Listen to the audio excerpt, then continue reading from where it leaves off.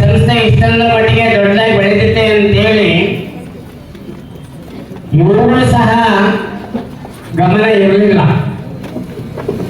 ಆವಾಗ ಯಾರು ಸಹಕಾರ ಕೇಳಿದ್ರೆ ಅನುಮಾನದಿಂದ ನೋಡುವಂತ ವ್ಯವಸ್ಥೆ. ಆ ಅನುಮಾನ ನಿವಾರಣೆ ಆಯಿತು ಅಂತಂದ್ರೆ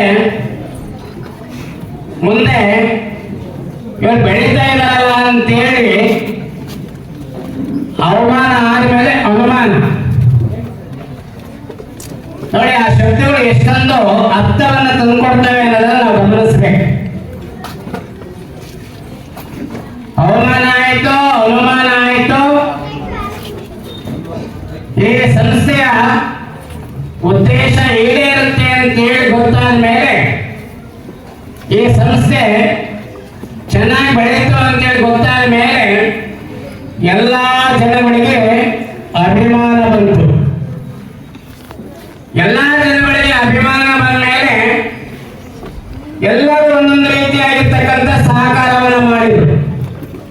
ಕೊಠಡಿ ಕೊಡ್ಸೋದಿರ್ಬೋದು, ಯೂನಿಫಾರ್ಮ್ ಕೊಡ್ಸೋದಿರ್ಬೋದು, ಬಟ್ಟೆ ಕೊಡ್ಸೋದಿರ್ಬೋದು, ಪುಸ್ತಕ ಕೊಡ್ಸೋದಿರ್ಬೋದು, ಅಥವಾ ಈ ಮಂಟಪ ಮಾಡಿಸೋದಿರ್ಬೋದು, ಎಲ್ಲರಿಗೂ ಅಭಿಮಾನದಿಂದ ಇವೆಲ್ಲವೂ ಆಗಲಿಕ್ಕೆ ಸಾಧ್ಯ ಆಗುವಂತಹದ್ದು. ಕೊನೆಗೆ ಇವೆಲ್ಲವೂ ಆದ್ಮೇಲೆ ಇಂಥ ಒಬ್ಬ ನೇತಾರರನ್ನ ನಮ್ಮ ಕಣ್ಣೆಗಳಲ್ಲಿ ಒಂದು ಸನ್ಮಾನವನ್ನು ಮಾಡಬೇಕು ಅಂತಕ್ಕಂಥ ಭಾವನೆ ಬರ್ತಲ್ಲ, ಹೀಗಾಗಿದ್ದು ಸನ್ಮಾನ. ಒಂದು ಅನುಮಾನ, ಅವಮಾನ, ಅಭಿಮಾನ, ನಾಲ್ಕನೇದು ಸನ್ಮಾನ. ನಿಮಗೂ ಅಷ್ಟೇನೆ, ವಿದ್ಯಾರ್ಥಿಗಳು ಅಷ್ಟೇನೆ, ಮೊದಲಿಗೆ ಅನುಮಾನದಿಂದ ನೋಡಬಾರ್ದು. ನೀವೆಲ್ಲ ಚೆನ್ನಾಗಿ ಓದಬೇಕು, ನೀವೆಲ್ಲ ಚೆನ್ನಾಗಿ ಸ್ಪರ್ಧೆಯಲ್ಲಿ ಗೆಲ್ಲಬೇಕು.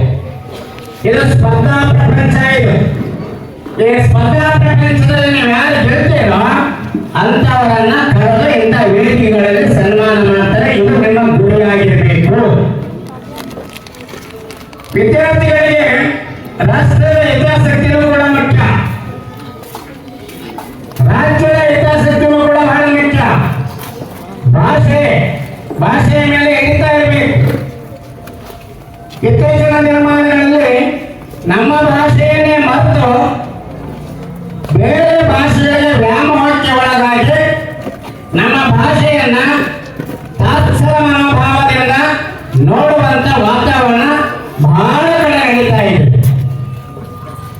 ನಮ್ಮ ಹೆತ್ತ ತಾಯಿಯನ್ನ ಗೌರವಪೂರ್ವಕವಾಗಿ ಭಕ್ತಿಯಿಂದ ಹೇಗೆ ಸ್ಮರಣೆ ಮಾಡ್ಕೊಳ್ತೀವೋ ಹಾಗೆ ನಮ್ಮ ಹೆತ್ತ ಭಾಷೆ ಇದು.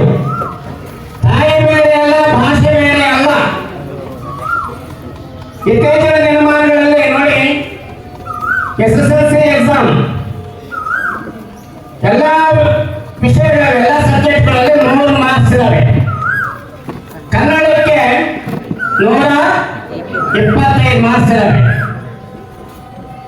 125 ಮಾರ್ಕ್ಸ್ ಯಾಕೆ ಅಂತಂದ್ರೆ ನಮ್ಮ ಭಾಷೆಗೆ ಪ್ರಾಧಾನ್ಯವಾಗಿರ್ತಕ್ಕಂಥ, ಪ್ರಮುಖವಾಗಿರ್ತಕ್ಕಂಥ ಆದ್ಯತೆಯನ್ನು ಕೊಡಬೇಕು ಅನ್ನೋ ಉದ್ದೇಶ ಇದು. ಎಲ್ಲ ಭಾಷೆ ಹಾಗೆ ಈ ಭಾಷೆಗೆ 100 ಮಾರ್ಕ್ಸ್ ಕೊಟ್ರೆ ನಮ್ಮ ಭಾಷೆಗೆ ಆದ್ಯತೆ ಇರೋದಿಲ್ಲ, ಪ್ರಾಧಾನ್ಯತೆ ಇರೋದಿಲ್ಲ ಅನ್ನೋದನ್ನ ನೀವು ಗಮನಿಸಬೇಕು. ಈಗೇನ ಸರ್ಕಾರದವರು ಆಲೋಚನೆಯನ್ನು ಮಾಡಿ 125 ಅಂಕಗಳನ್ನ ಕಡಿಮೆ ಮಾಡಿ 100ಕ್ಕೆ ಇಳಿಸಲಿಕ್ಕೆ ಹೊರಟಿರ್ತಕ್ಕಂಥ ಸರ್ಕಾರಕ್ಕೆ ಇದರ ಬಿಸಿ ಮುಟ್ಟಬೇಕು. ನಮ್ಮ ಭಾಷೆ ಬಗ್ಗೆ ನಮಗೆ ಸ್ವಾಭಿಮಾನ ಇರಬೇಕು. ಯಾವ ಉದ್ದೇಶವನ್ನು ಇಟ್ಕೊಂಡು 125 ಅಂಕಗಳನ್ನು ನಿಗದಿ ಮಾಡಿದರೆ ಅಂತೇಳಿ ಆಲೋಚನೆ ಮಾಡುವಂತ ಶಕ್ತಿ ಇರಬೇಕು, ತತ್ವದ ಶಕ್ತಿ ಇರಬೇಕು. ಆಗ ಮಾತ್ರ ಇಲಾಖೆಯನ್ನು ಸಮರ್ಥವಾಗಿ ನಡೆಸಿಕೊಳ್ಳಿಕ್ಕೆ ಸಾಧ್ಯತೆ ಇದೆ ಅನ್ನೋದನ್ನ ನಾವೆಲ್ಲರೂ ಕೂಡ ಅರ್ಥ ಮಾಡಿಕೊಳ್ಳಿಕ್ಕೆ ಸಾಧ್ಯ ಆಗುವಂತಹದ್ದು. ನೋಡಿ, TMFI ಅಂತ ನೀವು ಹೆಸರು ಕೇಳಿದ್ದೀರಿ.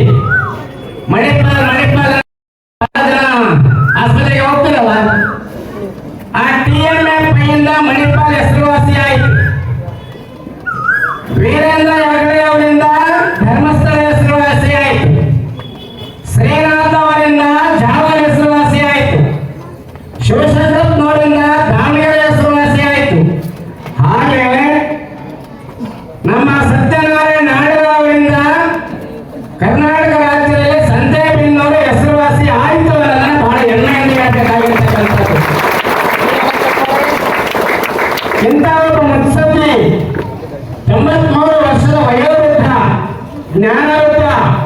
ವಿಶೇಷವಾಗಿ ಆರೋಗ್ಯವಾಗಿದ್ದಾರೆ. ಅದು ಬಹಳ ಸಂತೋಷವಾಗಿರ್ತಕ್ಕಂಥ ವಿಚಾರ. ಆರೋಗ್ಯವಾಗಿರುವಂತ ಜನಮಾನಗಳಲ್ಲಿ ಅವ್ರ ಕಣ್ಣು ಚೆನ್ನಾಗಿ ಕಾಣ್ತವೆ, ಕಿವಿ ಚೆನ್ನಾಗಿ ಕೇಳ್ತವೆ, ಓಡಾಡಲಿಕ್ಕೆ ವಯೋಮಾನವಾಗಿರ್ತಕ್ಕಂಥ ಸಹಜವಾಗಿರ್ತಕ್ಕಂಥ ಕಾಲು ನೋವು ಬರಬಹುದು. ಆದರೆ ನಿಮ್ಮೆಲ್ಲರ ಮಧ್ಯದಲ್ಲಿ ಇಂಥ ಒಂದು ಅಪರೂಪ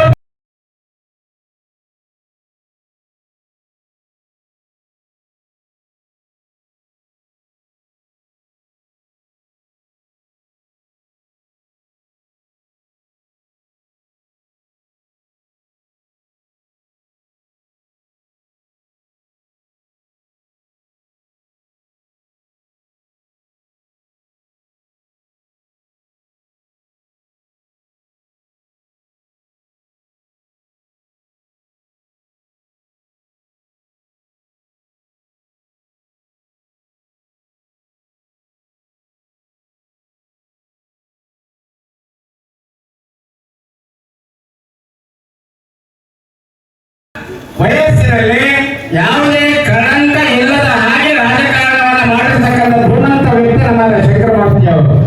ಯಾವುದೇ ಕಳಂಕ ಇಲ್ಲ. ಒಂದು ಸಂದರ್ಭವನ್ನು ನಿಮಗೆ ಜ್ಞಾಪಕ ಮಾಡ್ತೀವಿ. ನಮ್ಮ ಭಾರತದಲ್ಲಿ ನಿಮಗೆಲ್ಲ ಗೊತ್ತಿದೆ ಉಪ್ರಾಣಿ ಏತ ನೀರಾವರಿ ಯೋಜನೆ ಅಂತೇಳಿ. ಆ ಉಪ್ರಾಣಿ ಏತ ನೀರಾವರಿ ಯೋಜನೆ ಜಾರಿ ಆಗಬೇಕು ಅಂತೇಳಿ ನಾವು ಬೇರೆ ಎಲ್ಲರೂ ಸಂಘ ಸಂಸ್ಥೆಗಳು ಧರಣಿ ಮಾಡ್ತಾ ಇದ್ವಿ. ಆ ಸಂದರ್ಭದಲ್ಲಿ ನಮ್ಮನ್ನು ಕೂಡ ಆ ಧರಣಿ ಕಾರ್ಯಕ್ರಮಕ್ಕೆ ಬರಬೇಕು ಅಂತ ಹೇಳ್ತಾರೆ. ನಾವು ಕೂಡ ಆ ಸಂದರ್ಭದಲ್ಲಿ ಏನೋ ತಹಸೀಲ್ದಾರ್ ಆಫೀಸಿಗೆ, ಆ ತಹಸೀಲ್ದಾರ್ ಆಫೀಸ್ ಬಂದು ನಾವು ಕೂಡ ಧರಣಿ ಮಾಡ್ತಾ ಇದ್ವಿ. ಅಸೆಂಬ್ಲಿ ನಡೀತಾ ಇತ್ತು. ಇವರು ಅವಾಗ MLC ಆಗಿದ್ರು. ಆ MLC ಆಗಿರುವಂತ ಸಂದರ್ಭದಲ್ಲಿ ಆ ಚರ್ಚೆ ನಡೆಯುವಂತ ಸಂದರ್ಭದಲ್ಲಿ ಅಲ್ಲೇ ಈ ವಿಚಾರವನ್ನು ಪ್ರಸ್ತಾಪ ಮಾಡಿದ್ರು. ನೋಡಿ, ಆ ಭಾಗದ ಜನರಿಗೆ ನೀರಿನ ಕೊರತೆ ಇದೆ, ಹಾಹಾಕಾರ ಆಗಿದೆ, ಕುಡಿಯೋಕ್ಕೂ ನೀರಿಲ್ಲ. ಇಂಥ ಸಂದರ್ಭದಲ್ಲಿ ಅಲ್ಲಿ ತಹಸೀಲ್ದಾರ್ ಆಫೀಸ್ ಮುಂದೆ, ಚೆನ್ನೈಲಿಯ ತಹಸೀಲ್ದಾರ್ ಆಫೀಸ್ ಮುಂದೆ ಧರಣಿ ಮಾಡ್ತಾ ಇದ್ದಾರೆ. ಅಲ್ಲಿ ನಾವು ಪಾಂಡಮಟ್ಟಿ ಸ್ವಾಮೀಜಿ ಅಂತ ಇದ್ದಾರೆ, ಅವರು ಕೂಡ ಸ್ವಾಮೀಜಿಗಳು ಧರಣಿ ಮಾಡ್ತಾ ಇದ್ದಾರೆ. ಅವರಿಗೆ ನೀರನ್ನ ಕೊಡುವಂತ ವ್ಯವಸ್ಥೆಯನ್ನ ಮಾಡಿದ್ರೆ ನಾವೆಲ್ಲ ಇಲ್ಲಿ ಬಂದು ಚರ್ಚೆ ಮಾಡಿದ್ರೆ ಸಾರ್ಥಕ ಆಗುತ್ತೆ ಅಂತಕ್ಕಂಥ ಮಾತನ್ನ ಅಸೆಂಬ್ಲಿಯಲ್ಲಿ ನಮ್ಮ ಶಂಕರಮೂರ್ತಿ ಅವರು ಹೇಳಿದ್ರು ಅನ್ನೋದನ್ನ ಅವತ್ತಿನ ಕಾಲದಲ್ಲಿ ಕೇಳಿರ್ತಕ್ಕಂಥ ಸಂದರ್ಭ ಇದು. ಇದು ಮೆಚ್ಚಬೇಕಾದಂತ ವಿಚಾರ ತಾನೆ. ಜನಾನುರಾಗಿಯಾಗಿರ್ತಕ್ಕಂಥವನು, ಜನಸೇವಕನಾಗಿರ್ತಕ್ಕಂಥವನು, ಜನಪ್ರತಿನಿಧಿಯಾಗಿರ್ತಕ್ಕಂಥವನು, ಪ್ರಜೆಗಳೇ ಪ್ರಭುಗಳು ಅಂತ ಮೇಲೆ ಆ ಪ್ರಜೆಗಳ ಸಮಸ್ಯೆಗಳನ್ನು ಎದುರಿಸದೇ ಇದ್ರೆ ಯಾವ ಜನನಾಯಕನು ನಾಯಕ ಆಗಲಿಕ್ಕೆ ಸಾಧ್ಯ ಇಲ್ಲ. ಸೇವಕ ಸೇವಕ ಸೇವನೆ ಮಾಡೋದಲ್ಲ. ಈಗೆಲ್ಲ ಸೇವೆಯ ಹೆಸರಿನಲ್ಲಿ ಸೇವೆ ಮಾಡೋದೇ ಜಾಸ್ತಿ ಆಗಿದೆ. ಹೆಸರಿಗಷ್ಟೇ ಸೇವೆ. ಆದ್ರೆ ಇಂಥ ಒಬ್ಬ ಮುತ್ಸದ್ದಿ ರಾಜಕಾರಣಿ ಅಂತ ಒಂದು ಒಳ್ಳೆ ಕೆಲಸ ನೋಡಿ, ಆ ಉಪ್ರಾಣಿ ಏತ ನೀರಾವರಿ ಯೋಜನೆಗೆ ಜಾರಿ ಆಗಲಿಕ್ಕೆ, ಅದೆಲ್ಲ ಇಷ್ಟನ್ನೆಲ್ಲ ಬೆಳವಣಿಗೆ ಆಗಲಿಕ್ಕೆ, ಈಗೆಲ್ಲ ಆ ಭಾಗದ ಜನ ಚೆನ್ನಾಗಿದ್ದಾರೆ, ನೀರು ಬರ್ತಾ ಇದ್ದಾವೆ ಅನ್ನಲಿಕ್ಕೆ ಶಂಕರಮೂರ್ತಿ ಅವರ ಕೊಡುಗೆ ಅಪಾರವಾಗಿದೆ ಅನ್ನೋದನ್ನ ನಾವು ಯಾರು ಕೂಡ ಮರಿಬಾರದು. ಹೀಗಾಗಿ ಇಂಥ ವೇದಿಕೆಗೆ ಅವರು ಬಂದು ಅಭಿನಂದನಾ ನುಡಿಯನ್ನು ನುಡಿದಿದ್ದು ನಿಜವಾಗ್ಲೂ ಕೂಡ ಸಾರ್ಥಕವಾದಂತ ಕೆಲಸ.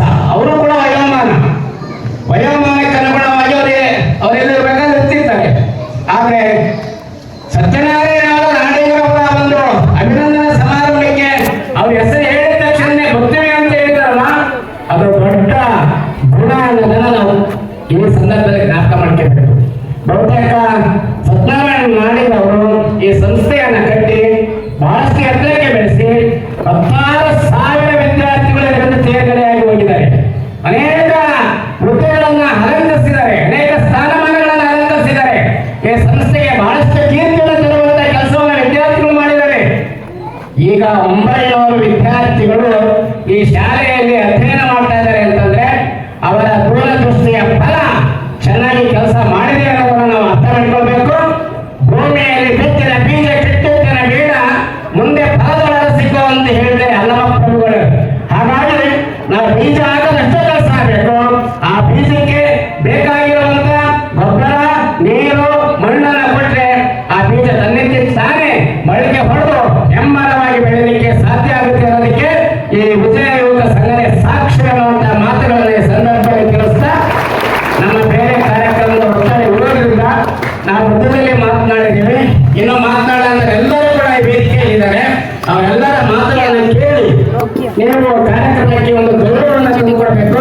ನಾವು ಮಾತನಾಡಿದ್ವಿ ಅಂದ ತಕ್ಷಣ ಮಾತನಾಡಿ ಮುಗಿಸ್ಕೊಂಡು ಹೋದ್ವಿ ಅಂದ ತಕ್ಷಣ ಕಾರ್ಯಕ್ರಮ ಮುಗಿತು ಅಂತೇಳಿ ಯಾರೋ ತಪ್ಪು ಭಾವನೆಯನ್ನ ತಿಳ್ಕೋಬಾರ್ದು. ಏನೋ ಕಾರ್ಯಕ್ರಮ ನಡೀತಾ ಇದೆ, ಎಲ್ಲರ ಮಾತುಗಳನ್ನು ಕೇಳಬೇಕು ಅಂತಕ್ಕಂಥ ಮಾತನ್ನು ಹೇಳ್ತಾ ನಿಮ್ಮೆಲ್ಲರಿಗೂ ಒಳಗಾಗುವ ಅಂತ ಹೇಳ್ತಾ ಇಂಥ ಸಂದರ್ಭದಲ್ಲಿ ನಮ್ಮ ಸತ್ಯನಾರಾಯಣ ನಾಡಿಗರು ಅವರಿಗೆ ಅಭಿನಂದನೆಯನ್ನ ಮಾಡಲಿಕ್ಕೆ ನಮಗೆ ಅವಕಾಶ ಸಿಗ್ತಲ್ಲ ಅಂತೇಳಿ ಒಂದು ಸಂತೋಷವನ್ನ ವ್ಯಕ್ತಪಡಿಸ್ತಾ ಅವರು ನಮ್ಮ ಶಂಕರಮೂರ್ತಿ ಅವರು ಹೇಳಿದ ಹಾಗೆ 100 ವರ್ಷಗಳ ಕಾಲ ಬಾಳಿ ಆ 100 ವರ್ಷಗಳ ಕಾಲ ಬಾಳಿ ಆ 100 ವರ್ಷದ ಶತಮಾನೋತ್ಸವವನ್ನ ಇದೇ ವೇದಿಕೆಯಲ್ಲಿ